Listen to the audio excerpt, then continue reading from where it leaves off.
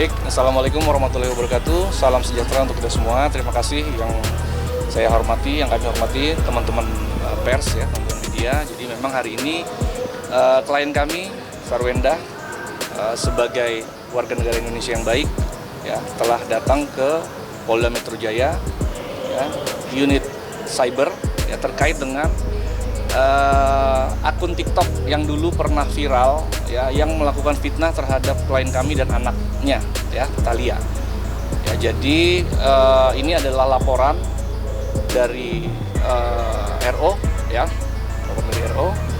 Kami sebagai klien kami sebagai saksi korban, ya, saksi korban. Bagaimana saksi korban ini adalah pihak yang sangat dirugikan terhadap viralnya akun ini, ya, akun TikTok Vinaran, ya, yang mana tadi sudah ditanyakan kepada klien kami sekitar kurang lebih 16 pertanyaan kurang lebih, ya.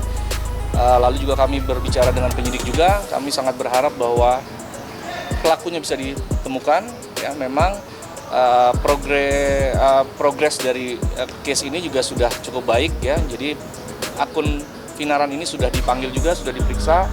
Tapi kita serahkan semuanya nanti bagaimana hasil akhirnya kepada pihak penyidik. Ya, yang pasti kami berpesan kepada semua pihak, jangan lagi melakukan hoax-hoax, ya, jangan lagi melakukan fitnah-fitnah melalui media sosial ataupun hal-hal baik TikTok, baik YouTube, ya, itu akan kami laporkan, ya, terutama apalagi yang menyangkut soal anak, ya, Bu Enda, ya. Jadi memang Bu Enda ini konsisten terhadap anak, dia akan terus memperjuangkan hak-haknya, memberikan rasa nyaman, memberikan perlindungan kepada anak-anaknya. Jadi 16 pertanyaan sudah dijawab oleh klien kami dengan sangat baik, ya, dengan memberikan bukti-bukti yang cukup akurat, dan nanti selebihnya kita serahkan kepada pihak kepolisian.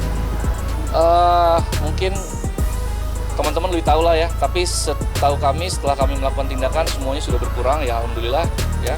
Ya, semoga dengan tindakan ini udah sampai di sini bisa makin jerah. Jadi ini adalah salah satu tindakan nyata dari klien kami, ya. Ini tindakan 16 pertanyaan lebih ke arah mana mengenai hal apa aja? banyak lah, ya. Ya, banyak. Jadi kita serahkan bukti, ya, bukti-bukti bahwa memang anak itu adalah memang anak dari klien kami, ya. Itu kan di sana kan mereka memfitnah, ya. Akun itu memfitnah bukan anak klien kami segala macam, ya. Kami juga nggak paham, ya. Klien kami juga bingung. Klien kami itu seperti ada pihak yang tidak suka terus-menerus, gitu, ya. Jadi kami pelan-pelan kita akan hadapi juga sampai memang kami akan tahu siapa sih pelaku sebenarnya nantinya, gitu, ya. Tapi yang pasti kita jelaskan semua buktinya bahwa apa yang disampaikan di akun TikTok Vinaran itu tidak benar sama sekali, ya. Dan ini menjadi pelajaran buat yang lain juga.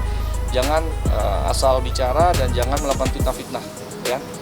Untuk sementara saya menjadi saksi, ya. Ya, saksi korban, ya, yang mana memang nanti itu coba didiskusikan dengan pelapor. Tapi kalaupun memang ditanya, klien kami pernah bilang bahwa untuk memberikan efek jerah, ya, kami tidak akan semudah itu untuk memaafkan. Kita harus lihat tindakan nyatanya juga, ya kan. Jangan dibilang memaafkan lalu mengulangi lagi, kan kita nggak tahu, ya. Tapi yang pasti ini biar ada efek jerah, ya. Sih mengenal nggak sih sosok di balik Vinaran ini sih? Enggak, kebetulan enggak kenal, enggak tahu, enggak siapapun ada kehadiran orang itu, manusia itu enggak tahu. Tapi udah bertemu mungkin? Enggak pernah juga, kan enggak pernah. Jadi enggak tahu sama sekali.